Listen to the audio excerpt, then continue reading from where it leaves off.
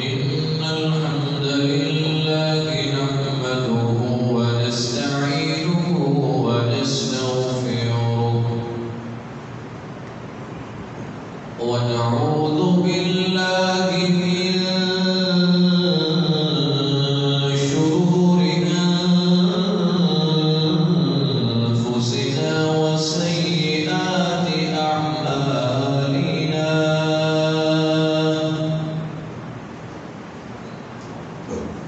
أشهد أن لا إله إلا الله وحده لا شريك له وأشهد أن محمدا عبده ورسوله اللهم صل على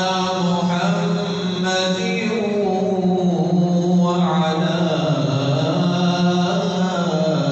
آل محمد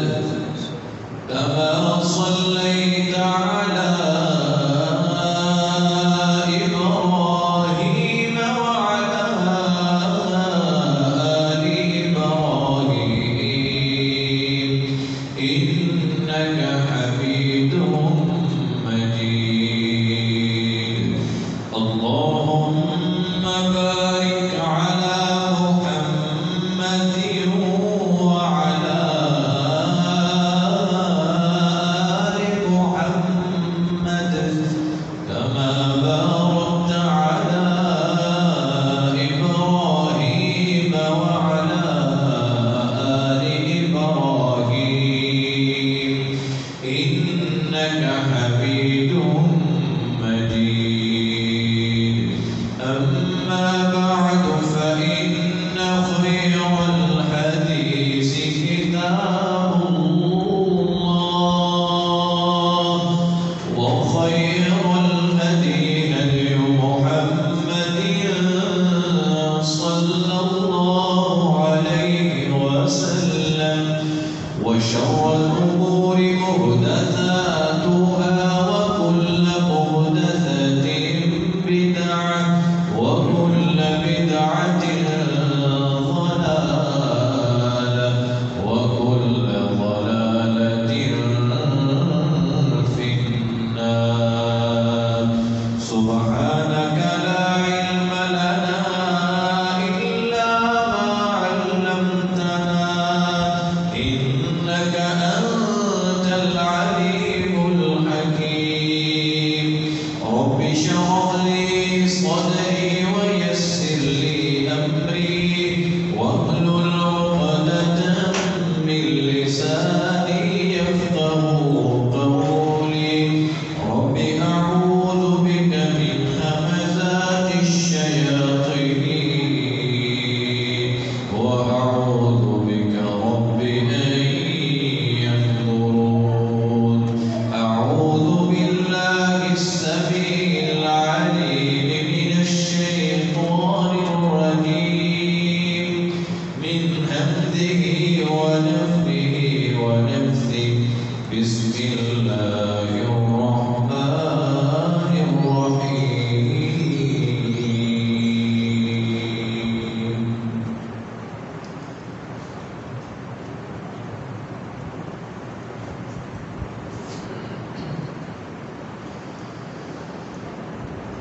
للذين أحسنوا الحسنى وزيادة ولا يرهق وجوههم قتر ولا ذلة أولئك أصحاب الجنة أولئك أصحاب الجنة هم فيها خالدون والذين كسبوا السيئات جزاء سيئة بمثلها وترهقهم ذلة ما لهم من الله من عاصم كأنما أغشيت وجوههم قطعا من الليل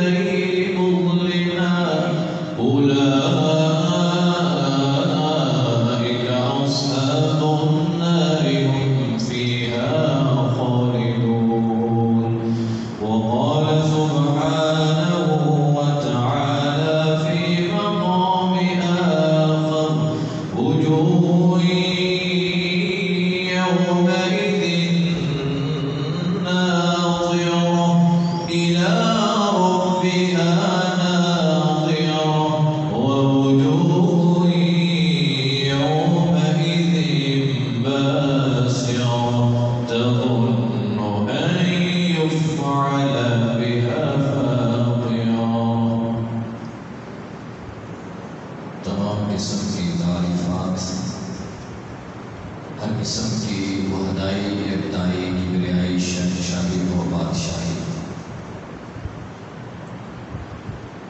تمام قسم کی تسبیحات، تمجیدات، تحلیلات و تسبیحات اللہ مالک الملک ذوالجلال والاکرام کی ذات اقدس کے لیے خاص ہے، جو اپنے عرش پر مستوی، اپنے عرش پر بیٹھ کر اس کائنات کے نظام کو اپنی قدرت کاملہ کے ساتھ حسن و خوبی چلا رہا ہے۔ درود و سلام ہوں میرے اور آپ کے بالکش، میرے اور آپ کے ہادی رہبروں اور امام منبر سیدنا جناب محمد رسول اللہ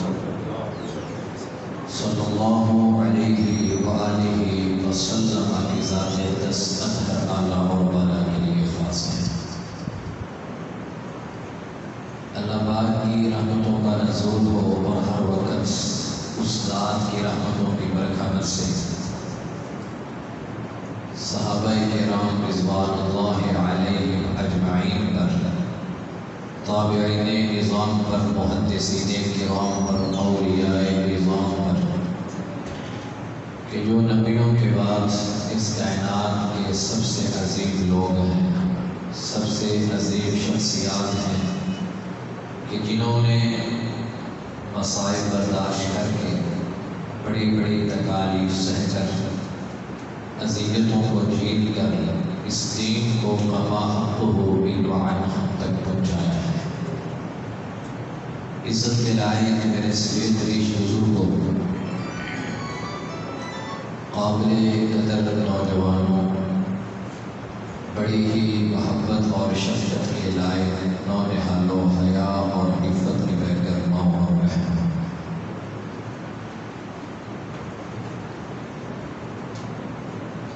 رب تعالیٰ کے ہم پہ جتنے احسان ہیں اور جتنے فضل و کرم ہے اس ذات کا، اور جتنے انعامات ہیں رب کریم کے، تو ہم انعامات، احسانات اور اس ذات کے جو فضل و کرم ہیں ہم ان کا احاطہ نہیں کر سکتے۔ ہم اللہ کے احسانات، اللہ کے انعامات کو شمار نہیں کر سکتے۔ سب کچھ دیا ہوا اسی ذات کا ہے، ساری نعمتیں اسی نے عطا کی ہیں، دنیا میں بھی وہ وہی عزتوں سے سرفراز فرماتا ہے اور طرح طرح کے انعامات سے نوازتا ہے، اور کل قیامت کے دن اسی ذات نے ہی عظمت عطا فرمانی ہے اور مقام عطا فرمانا ہے، اور انعامات سے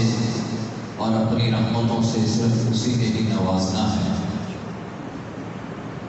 تو دنیا میں اس ذات کے کتنے احسان ہیں اور کل قیامت کے دن کتنے انعامات ہوں گے، خاص کر کے جو مومنین ہیں، مومنوں کے لیے اللہ کے کتنے انعامات ہوں گے کل قیامت کے دن۔ وہ انعامات وہ جنت کی صورت میں بھی ہوں گے، وہ پل صراط سے بآسانی ایک مومن کا گزر جانا وہ بھی ہوگا، اور طرح طرح کی نعمتیں جو اللہ مومنین کو عطا فرمائیں گے، کہ جس کے بعد کوئی اور کمی کسر باقی نہیں رہ جاتی۔ اللہ جتنے انعامات عطا فرمائیں گے تو ان ساری نعمتوں سے بڑھ کے، سارے انعامات سے بڑھ کے، اور اللہ کے فضل و کرم سے اور رحمتوں سے بڑھ کے ایک ایسا انعام بھی ہے جو ساری نعمتوں سے بڑھ کے ہوگا، ایک ایسا انعام بھی ہے جو ساری نعمتوں سے بڑھ کے ہوگا، سارے انعامات سے بڑھ کے ہوگا۔ تو کائنات کے پیغمبر جناب محمد الرسول اللہ صلی اللہ علیہ وآلہ وسلم فرماتے ہیں، حضرت صہیب رضی اللہ تعالی عنہ اس حدیث کے راوی ہیں، وہ بیان کرتے ہیں کہ رسول اللہ صلی اللہ علیہ وسلم نے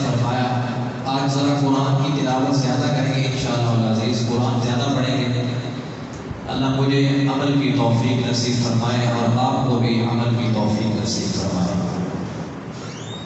تو حضرت صہیب بیان کرتے ہیں کہ رسول اللہ صلی اللہ علیہ وسلم نے فرمایا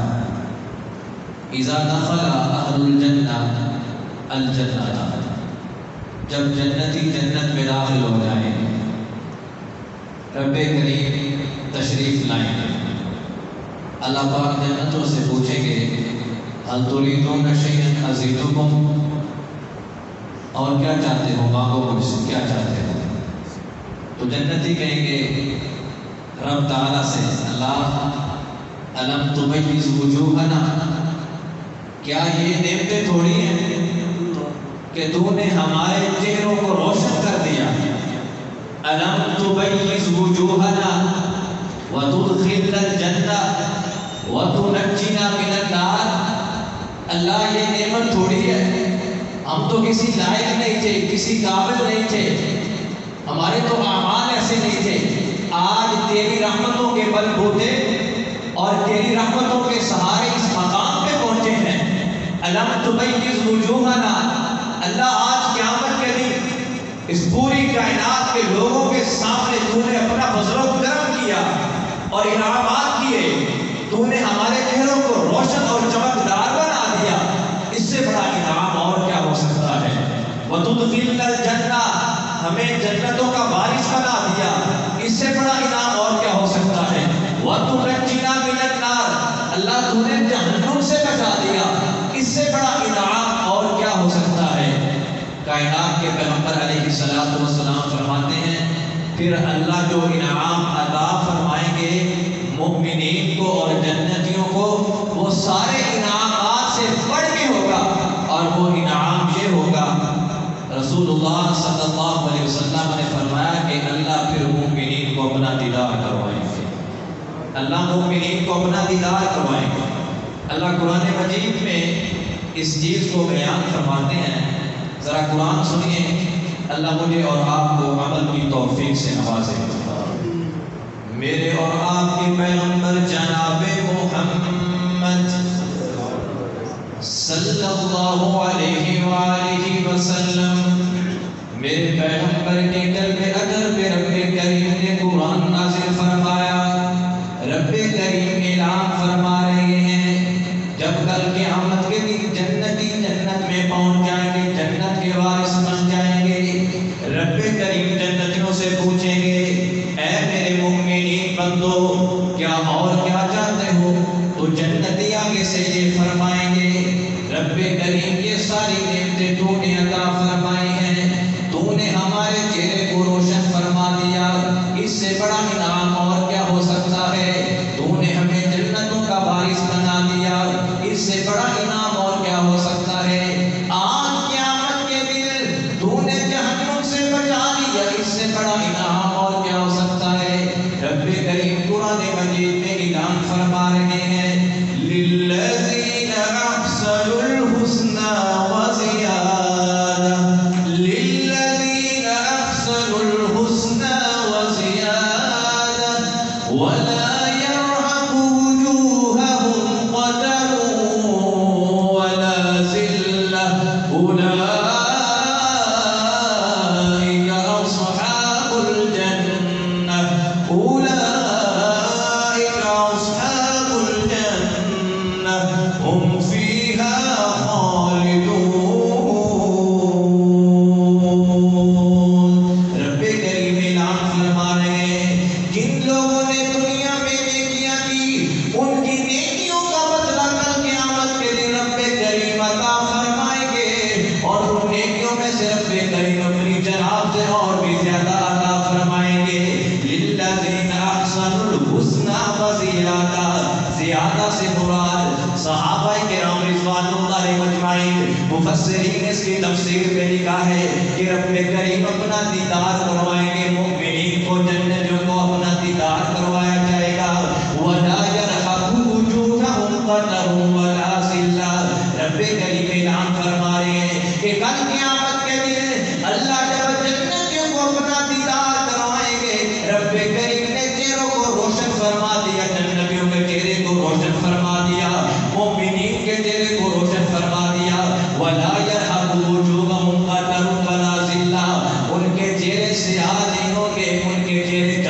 رہے ہوں گے، ان کے چہروں پہ سیاہی نہیں ہوگی بلکہ ان کے چہروں پہ سفیدی ہوگی۔ للذین احسنوا الحسنى وزیادہ ولا یرہق وجوہہم قتر ولا ذلہ۔ اس دن پوری کائنات میں معزز لوگ وہ ہوں گے جن کو رب کریم اپنا دیدار کروائیں گے۔ دوسرے مقام پہ رب کریم اعلان فرما رہے ہیں ادخلوها بسلام ذلك یوم الخلود لهم ما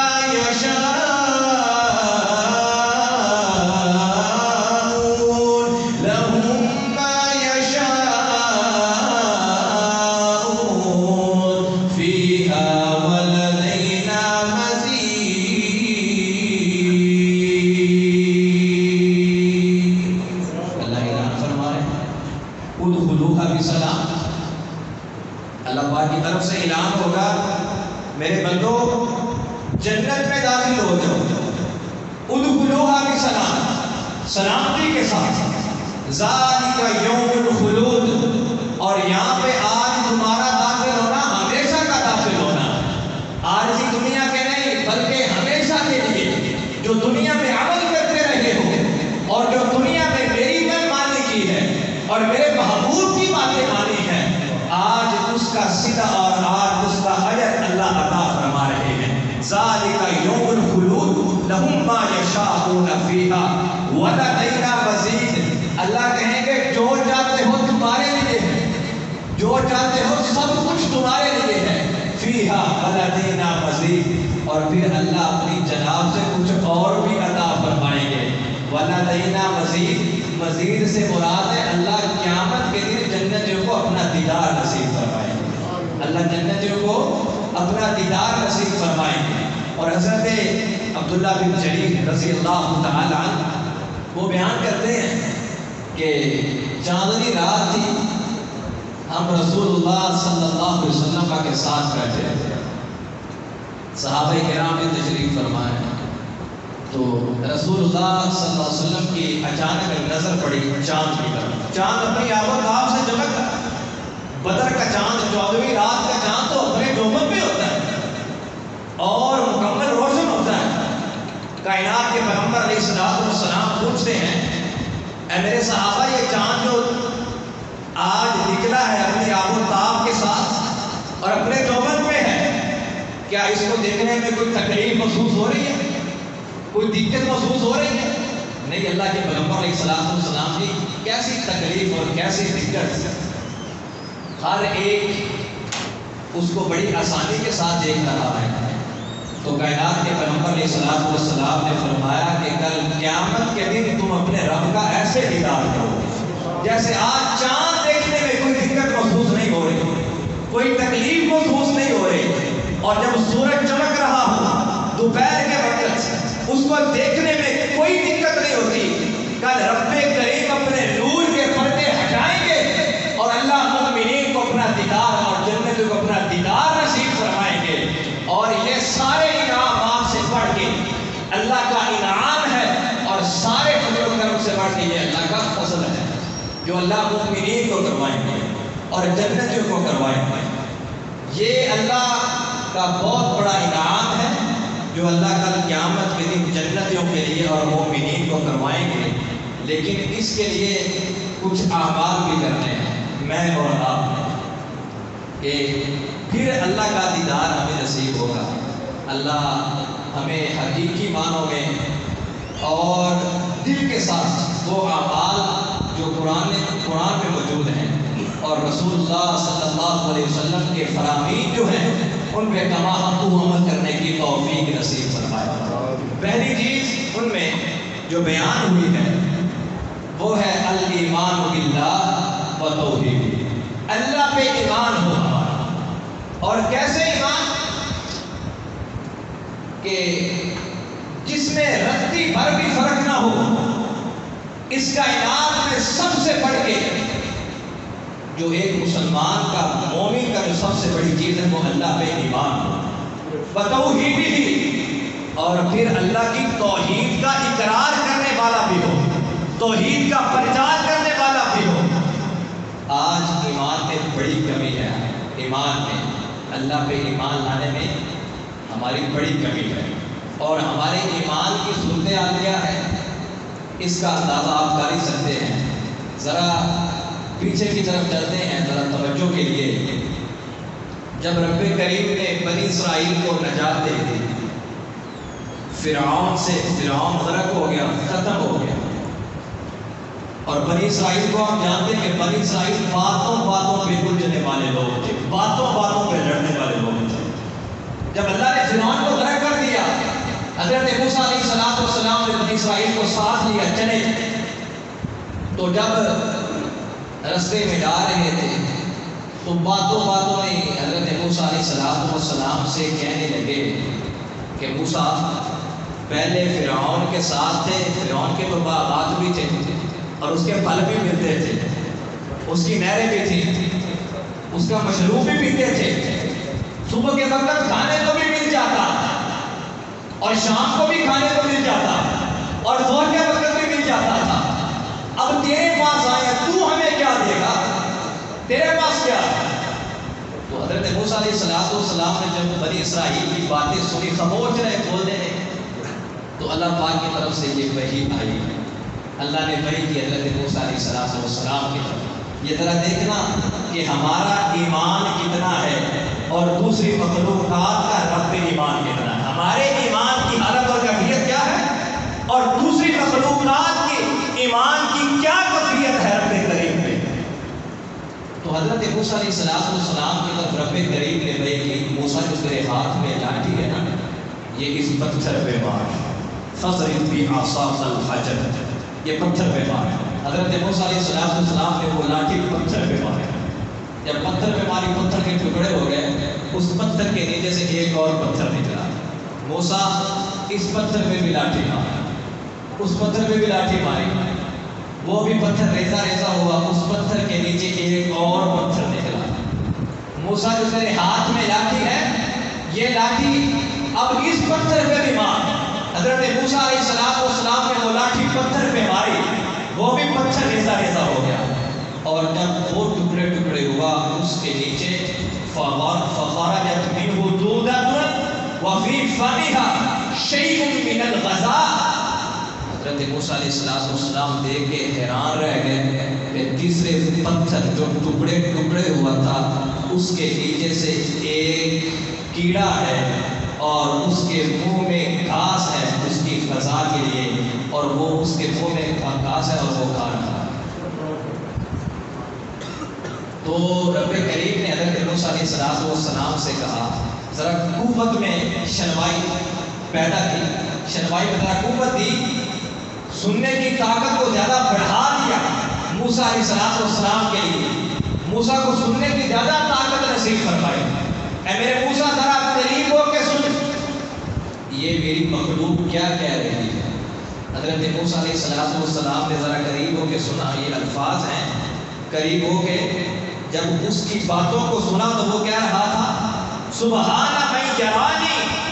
پاک ہے وہ ذات جو اپنے عرش پہ بیٹھی ہے، پاک ہے وہ ذات جو اپنے عرش پہ مستوی ہے، وہ مجھے دیکھتی بھی ہے اور میرے رزق کا بندوبست بھی کرتی ہے۔ سبحان من یرانی ویسمع کلامی، وہ میری باتیں بھی سنتی ہے اور مجھے رزق بھی عطا فرماتی ہے۔ وَيَذْكُرُنِي وَلَا يَنْسَانِي، وہ ساری زندگی اس نے مجھے یاد رکھا ہے، اس نے مجھے کبھی بھلایا نہیں ہے۔ یہ پتھر اللہ کی تسبیح، یہ وہ کیڑا رب کریم کی تسبیح بیان کر رہا ہے کہ سبحان من یرانی، وہ ذات کتنی پاک ہے جو اپنے عرش پہ بیٹھ کے مجھے دیکھ بھی رہی ہے، وَيَسْمَعُ کلامی، اور میری باتیں بھی سن رہی ہے، اور وَيَذْكُرُنِي وَلَا يَنْسَانِي، وہ ہر وقت مجھے یاد رکھتی ہے، وَلَا يَنْسَانِي، وہ مجھے کبھی بھولی نہیں، وہ مجھے کبھی بھلاتا نہیں ہے۔ اور آج ہماری حالت اور کیفیت کہ اولاد کہاں سے کھائے گی، رزق کہاں سے آئے گا، کیا بنے گا، بھوکے مر جائیں گے، اولاد بھوکی مر جائے گی۔ یار جو اپنے عرش پہ مستوی ہے، اپنے عرش پہ بیٹھ کے تین پتھروں کے اندر ایک کیڑے کو رزق دے سکتا ہے، وہ زمین کی چھاتی پہ مجھے اور آپ کو رزق کیوں نہیں دے سکتا؟ ذرا اس بات کو بھی سوچیے، یہ ہمارے ایمان کی حالت اور کیفیت ہے۔ ذرا دوسری مخلوقات کی حالت اور کیفیت دیکھیے کہ جب اس نے رب کریم کی تصویر بیان کی ہے اور وہ اللہ پاک سے اتنا راضی اور اللہ کی تصویر بیان کر رہا ہے، اور آج ہمارے ایمان کی حالت اور ایمان اتنا پکا ہو رب کریم پہ، پھر اللہ کا دیدار نصیب ہوگا کل قیامت کے دن۔ اور اس کے بعد صحیح البخاری کا ہے، کائنات کے پیغمبر علیہ الصلوۃ والسلام فرماتے ہیں، حضرت ابو ہریرہ بیان کرتے ہیں کہ نبیوں میں سے ایک نبی تھے، سفر پہ جا رہے تھے، سفر کافی لمبا تھا، تو آرام کرنے کے لیے ایک درخت کے نیچے بیٹھ گئے۔ جب سوئے تو ایک طرف ایک آگ کا بڑا الاؤ ہے، وہ بھڑک اٹھا، تو ایک چونٹی ہے، کتنی مخلوق ہے رب کریم کی، اور اس کی کیا حقیقت ہے ہمارے سامنے، ہمارے قدموں کے نیچے آنے والی یہ مخلوق، ہم اس کو کیا سمجھتے ہیں؟ تو وہ چونٹی اس نے اس پیغمبر کو نیند کی حالت میں کاٹ لیا، تو وہ پیغمبر جاگ گئے۔ جب جاگے، نیند خراب ہو گئی، تکلیف ہوئی، جب نیند خراب ہوئی تو یہ الفاظ ہیں ان کے فَأَمَرَ بِالْقَرْيَةِ النَّمْلِ، تو اس پیغمبر نے یہ آرڈر جاری کیا کہ اس چونٹیوں کی جو پوری کی پوری وادی ہے اس کو جلا دیا جائے، اس کو جلا دیا گیا۔ تو اللہ نے اپنے پیغمبر کی طرف وحی کی اور اللہ پاک نے یہ فرمایا، أَنَّكَ رَسَّتْكَ نَمْلَةٌ أَحْرَقْتَ أُمَّةً مِنَ الْأُمَمِ تُسَبِّحُ اللَّهَ، اے میرے پیغمبر، ایک چونٹی نے تجھے کاٹا تھا، صرف ایک چونٹی نے، تو نے ایک چونٹی کی سزا ساری چونٹیوں کو کیوں دے دی؟ کاٹا تو ایک چونٹی نے تھا نا، اس ایک چونٹی کی سزا تو نے ساری چونٹیوں کو کیوں دے دی؟ أَنَّكَ رَسَّتْكَ نَمْلَةٌ،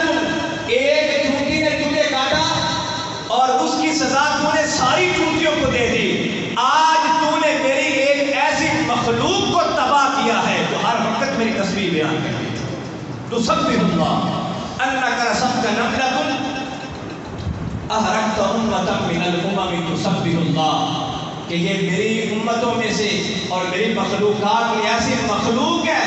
جو ہر وقت دن اور رات میری تصویر بیان کرتی ہے۔ ایک چونٹی نے تجھے کاٹا تھا، تو نے سزا ساری چونٹیوں کو دے دی۔ یہ حالت اور کیفیت ہے دوسری مخلوقات کی، اللہ پہ ایمان کتنا ہے، اور پھر اللہ کی وہ تصویر کتنی بیان کرتی ہے، اللہ کے نام کا تذکرہ اور اللہ کے نام کا چرچا کتنا ہے۔ تو اللہ پہ ایمان ایسا جیسے دوسری مخلوقات کا ہے، ہمارا ایمان اللہ پہ پورا ہو جائے اور کامل اور اکمل ہو جائے، پھر اللہ کل قیامت کے دن اپنا دیدار نصیب فرمائے گا۔ اور اس کے بعد حضرت سلیمان علیہ السلام کے بارے میں آتا ہے، اور یہ آپ نے پہلے بھی واقعہ سنا، صحیح بخاری میں بھی موجود ہے کہ جب قحط پڑا ان کے دور میں، بارش نہیں آ رہی، بھوک سے مر رہے تھے، سلیمان اب تو جانور بھی بھوک سے مر رہے ہیں، اللہ سے دعا کر دیجیے کہ اللہ رحمت کی بارش نصیب فرما دے۔ حضرت سلیمان علیہ السلام چلے، اصحاب بھی ساتھ چلتے ہیں، باہر کو نکلے اللہ سے بارش مانگنے کے لیے، اور جب سفر شروع کیا تو آگے چونٹیوں کی وادی تھی۔ اللہ نے قرآن مجید میں بھی یہ چیز بیان کی ہے۔ تو ان چونٹیوں میں سے ایک چونٹی وہ باہر آئی جو ان کے سردار تھی، اور اس نے کہا کہ یہ قرآن مجید کے الفاظ ہیں، لا يحطمنكم سلیمان وجنوده وهم لا يشعرون، کہ اپنی اپنی بلوں میں داخل ہو جاؤ، سلیمان علیہ السلام کا لشکر آ رہا ہے، کہیں وہ اپنے پاؤں سے تمہیں روند ہی نہ دے، تم اپنی بلوں میں داخل ہو جاؤ۔ ساری چونٹیاں داخل ہو گئی، وہ جو سردار چونٹی تھی وہ اپنی جگہ پہ اس وقت کھڑی رہی ہے، اور یہ حدیث کے الفاظ ہیں کہ اس نے اپنے ہاتھ اور پاؤں ورافعۃ قوائمہا الی السماء، اور اس چونٹی نے اپنے ننھے ہاتھ اور ننھے پاؤں وہ آسمانوں کی طرف بلند کر دیے، آسمانوں کی طرف اٹھا دیے، اور رب کریم سے التجائیں کرنے لگے، اللہ اس کی دعا کو کبھی رد نہیں کریں گے۔ جس حالت اور کیفیت سے وہ رب سے مانگ رہی تھی، اللہ دعا کو رد نہیں کریں گے۔ ابھی تک حضرت سلیمان علیہ السلام اپنی بستی میں داخل نہیں ہوئے، اللہ نے اپنی رحمتوں کی بارش نصیب کروا دی۔ یہ حالت اور کیفیت ہے دوسری مخلوقات کی۔ اور آج اللہ پہ ایمان ہمارا کتنا ہے اور ہم کس درجے پہ کھڑے ہیں آج، اس کو بھی دیکھنے کی ضرورت ہے۔ تو پہلی چیز کہ کل جب رب کریم کا دیدار نصیب ہوگا، وہ اس کے لیے پہلی چیز ہے الایمان باللہ، اللہ پہ مکمل ایمان و توحیدی اور اللہ کی توحید کا اقرار ہے۔ اور دوسری چیز جو آج ہماری زندگیوں سے بالکل ختم ہو چکی، کائنات کے پیغمبر علیہ السلام نے فرمایا المحافظۃ علی صلاۃ الفجر والعصر، المحافظۃ علی صلاۃ الفجر والعصر، کہ جو بندہ فجر اور عصر کی نماز کی پابندی کرتا ہے، اللہ کل قیامت کے دن اس انسان کو اپنا دیدار نصیب فرمائے گا۔ اور فجر کی کتنی فضیلت ہے اور فجر کی نماز اس کی کتنا مقام ہے۔ کائنات کے پیغمبر علیہ السلام نے فرمایا رکعت الفجر خیر من الدنیا وما فیہا، فجر کی 2 سنتیں جو نماز سے پہلے ہوتی ہیں، آپ علیہ السلام نے فرمایا پوری دنیا میں انسان کو مل جائے نا، دنیا میں جو کچھ بھی ہے، اولاد بھی ہے، بیوی بھی ہے، مال بھی ہے، سارا کچھ ہے، فجر کی 2 سنتیں، اور یہ اس انسان کو اس کی حالت اور کیفیت کا پتہ ہوتا ہے جس کی رب سے لگ جائے نا، اسے پتہ چلتا ہے کہ فجر کی 2 سنتوں میں ادا کرنے میں کتنی لذت ہے اور اللہ کتنا اس میں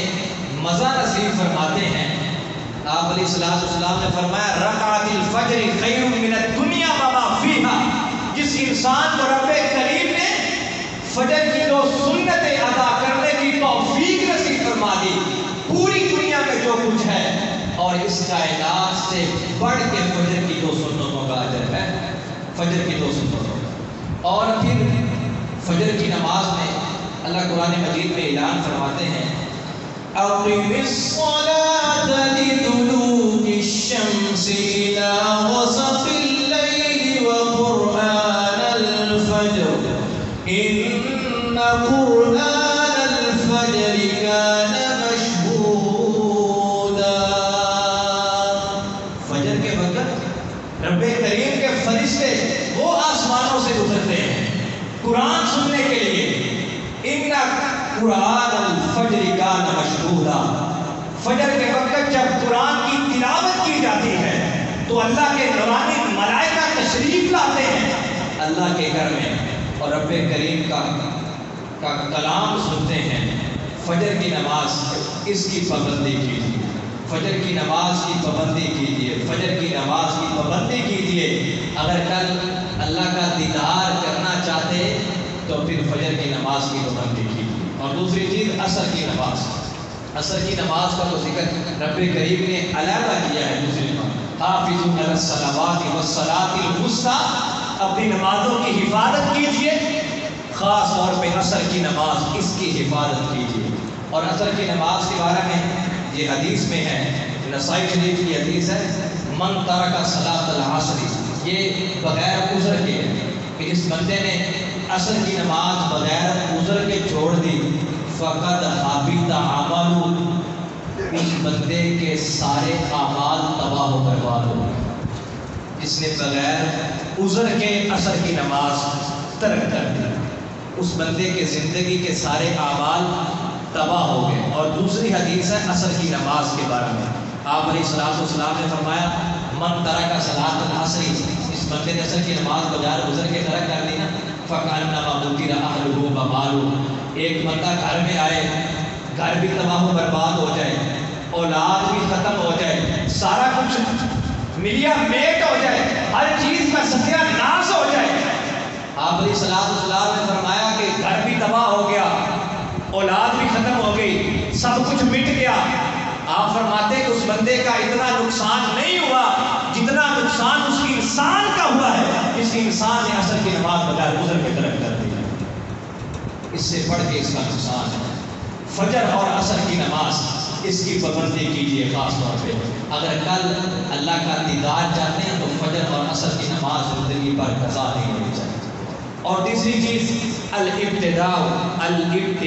المعاصی، انسان گناہوں سے بچ جائے، اللہ کی نافرمانیوں سے بچ جائے، پھر اللہ کا دیدار نصیب ہوگا۔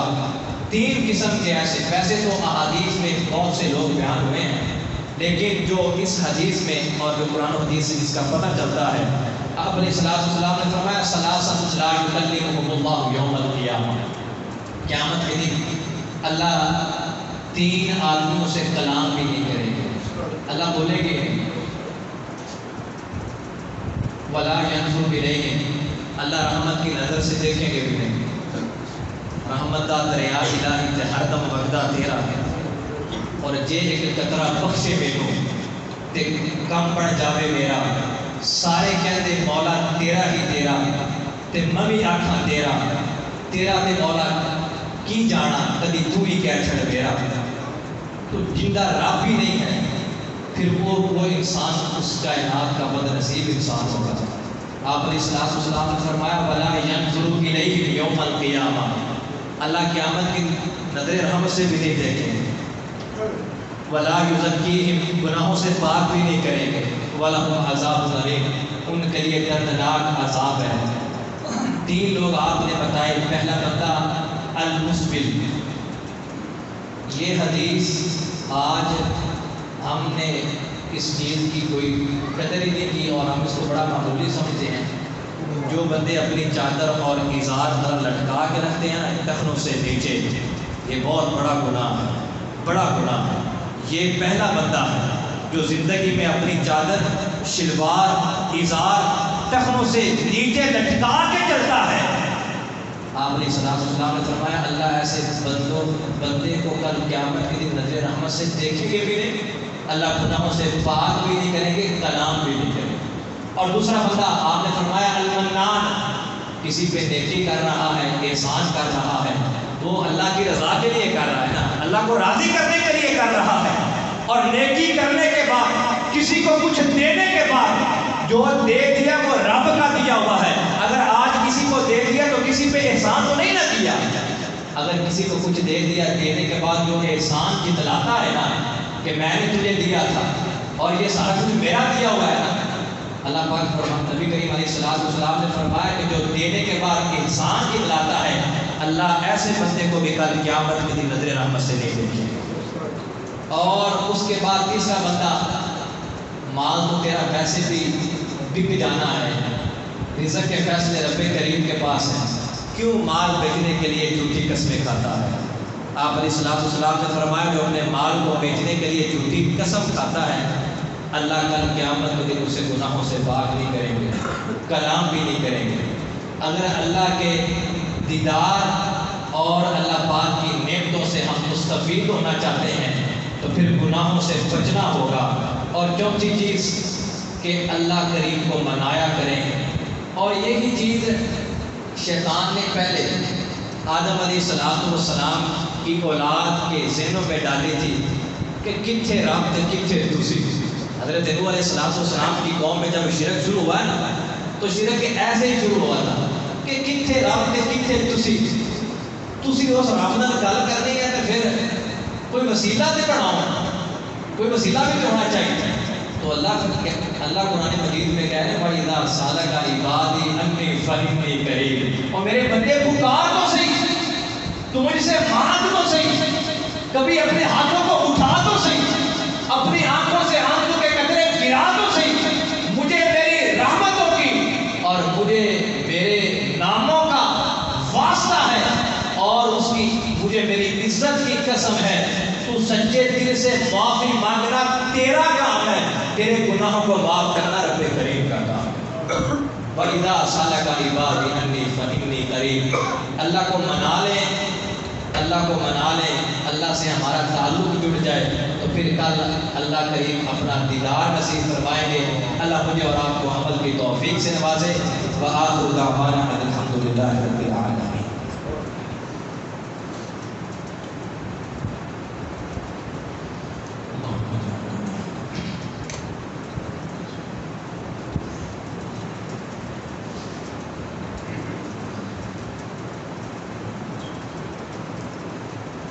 إن الحمد لله نحمده ونستعينه ونستغفره ونعوذ بالله من شرور أنفسنا وسيئات أعمالنا.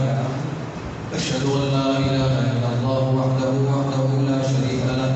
وأشهد أن محمدا عبده ورسوله صلى الله عليه وسلم. اللهم صل على محمد وعلى آل محمد كما صليت على إبراهيم وعلى آل إبراهيم إنك حميد مجيد. اللهم بارك على محمد وعلى آل محمد كما باركت على إبراهيم وعلى آل إبراهيم إنك حميد مجيد. أما بعد فإن خير الحديث كتاب الله وخير الهدي هدي محمد صلى الله عليه وسلم وشر الأمور محدثاتها وكل محدثة بدعة وكل بدعة ضلالة وكل ضلالة في النار. آج کی ہمارے گفتگو کا خلاصہ وہ یہی ہے کہ اللہ جب کل قیامت کے دن انعامات سے مومنین کو جنتوں کو نوازیں گے تو سارے انعام سے بڑھ کے بہت بڑا انعام وہ اللہ پاک کا دیدار ہے جو اللہ جنتیوں کو نصیب فرمائے گا، اور اس سے بڑھ کے کوئی اور انعام نہیں ہو سکتا. اللہ کے دیدار ہم کیسے کریں گے؟ اس کے لیے زندگی میں رب کی ماننی ہوگی. اللہ کو منو تے اللہ دی منو. رب کو مانے اور رب کی مانے پھر اللہ ہماری مانے. یہ پنجابی میں کہا جاتا ہے کہ اللہ کو منو اور اللہ دی منو پھر اللہ ساڈی بنے گا. تو اپنے رب کو منا لیں، اس کے دیدار اگر ہم چاہتے ہیں تو پھر اس پہ ایمان لانا ہوگا، ایمان پکا. ان الذین قالوا ربنا اللہ ثم استقاموا، پھر وہ استقامت اختیار کریں. تو اللہ کے دیدار چاہتے ہیں تو پھر اللہ پہ ایمان. دوسری چیز نمازوں کی پابندی کی تھی. نماز بہت بڑی دولت ہے، دنیا بھی بہتر ہوتی ہے اور آخرت تو پھر بہتر ہی بہتر ہے. نماز کے لیے اللہ کی عبادت کے لیے وقت نکالیں. تیسری چیز گناہوں سے بچ جائیں، اللہ کی نافرمانیوں سے بچ جائیں، حرام کاموں سے بچ جائیں. اللہ کا دیدار کل قیامت کے دن اللہ نصیب فرمائے گے. اور چوتھی چیز کہ انسان کا تعلق اللہ سے جڑ جائے، اللہ سے مانگے بھی، اللہ سے سوال بھی کرے، اپنے لیے مانگے، اولاد کے لیے مانگے، رشتہ داروں کے لیے مانگے، کاروبار کے لیے مانگے. ہر چیز کا سارا کچھ عطا کرنا رب نے ہے. اللہ کے ساتھ ہمارا تعلق جڑ جائے. ربنا ظلمنا أنفسنا وإن لم تغفر لنا وترحمنا لنكونن من الخاسرين. ربنا فاغفر لنا ذنوبنا وكفر عنا سيئاتنا وتوفنا مع الأبرار. ربنا آتنا في الدنيا حسنة وفي الآخرة حسنة وقنا عذاب النار. سبحان ربك رب العزة عما يصفون وسلام على المرسلين والحمد لله رب العالمين.